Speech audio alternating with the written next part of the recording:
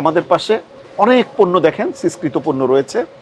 আমার সামনে অনেকগুলো জেরিকেন দেখতে পাচ্ছেন।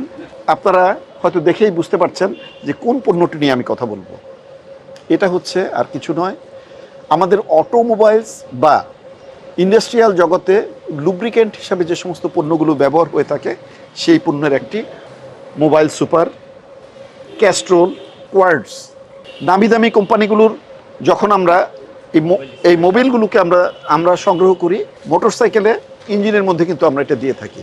কিন্তু আমার সামনে এতগুলো বোতল, এতগুলো জার, এতগুলো কন্টেইনার নিয়ে কথা বলার একটাই কারণ, এই যে পণ্যগুলো, দামি দামি পণ্যগুলো দেখেছেন, আমার এখানে একটিও কিন্তু জেনুইন পণ্য নয়। আপনারা যারা মোটর বাইক পরিচালনা করে থাকেন, প্রাইভেট কার পরিচালনা করেন এবং অন্যান্য গাড়ির মালিক, আপনারা 2 মাস 3 মাস বা একটা সার্টেন ডিস্টেন্স অতিক্রম করবার পরে আপনারা মোবিলটাকে পরিবর্তন করে ফেলেন। এই মোবিলটি কিন্তু কোথাও ঢেলে ফেলানো হয় না, এটাকে সংরক্ষণ করা হয়। একটি গ্রুপ থাকে যারা বিভিন্ন জায়গায় ঘুরে ঘুরে ঘুরে ঘুরে এই পোড়া মোবিলগুলোকে সংগ্রহ করে। আমরা হয়তো ভাবি 1 লিটার, হাফ লিটার, 1.5 লিটার এই পোড়া মোবিলগুলো নিয়ে যেয়ে হয়তো অন্য কোনো কাজে ব্যবহার করা হয়। এই পোড়া মোবিলগুলো সত্যিকার অর্থে একটা পর্যায়ে এসে কোনো একটা আড়তে জমা হয়। অসাধু ব্যবসায়ীরা, কারখানার মালিকরা এটাকে তথাকথিত পরিশোধন করেন। অর্থাৎ পোড়া মোবিল থেকে তারা কালো যে কার্বন বা কালো যে অপদ্রব্যটা আছে সেটাকে কোনো না কোনোভাবে এটাকে দূরে সরিয়ে দেয়, এলিমিনেট করে দেয়, এর ভাবে কিছু কেমিক্যালস যুক্ত করে দেয়। ইভেন এমনও দেখা গিয়েছে যে তারা একটা কন্টেনারের মধ্যে পোড়া মোবিলগুলোকে রেখে সেখানে পলিথিন, সাদা পলিথিন যুক্ত করে সেখানে জাল দিতে থাকে। একটা পর্যায়ে সেটা ঘন হয়ে যায়, পলিথিনগুলো গলে যায়, পোড়া মোবিলের সাথে মিশে যায়, সেটা গ্রিজ হিসাবে তারা বাজারজাত করবার জন্য সচেষ্ট হয়।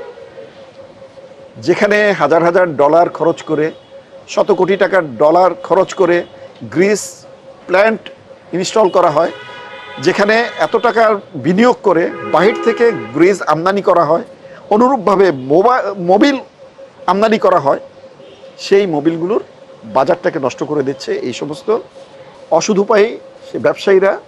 আমরা গতকালকে সালাউদ্দিন মার্কেট, পর্বতা, দারুস সালামে আমরা অভিযান পরিচালনা করি। সেখান থেকে আজকের এই যে আপনাদের সামনে যেগুলি উপস্থাপিত হচ্ছে এগুলো আমরা জব্দ করতে সক্ষম হই এবং সেখানে আমরা বড় ধরনের একটা প্যানালাইজ করে আসি। যে সমস্ত ভাইয়েরা এই সমস্ত অনৈতিক কার্যকলাপের সাথে জড়িত রয়েছে তাদের এই দুর্বৃত্তায়ন থেকে বিরত থাকবার জন্য আমরা অনুরোধ করছি। আর সবচেয়ে বড় কথা, সাধারণ জনগণ হিসাবে আমরা যারা রয়েছি আমাদের একটু দায়িত্ববোধ রয়েছে, এই দুর্বৃত্তদেরকে আইনের হাতে সোপর্দ করুন, আমাদেরকে তাদের তথ্য দিন, এক্সাক্ট তথ্য দিন, আমরা আমাদের টিম নিয়ে যথাসময়ে সেখানে হাজির হয়ে যাব। আমরা কিন্তু প্রকারান্তরে জনগণের পাশে থেকে তাদের সহায়তা করার জন্যই আমরা কাজ করি।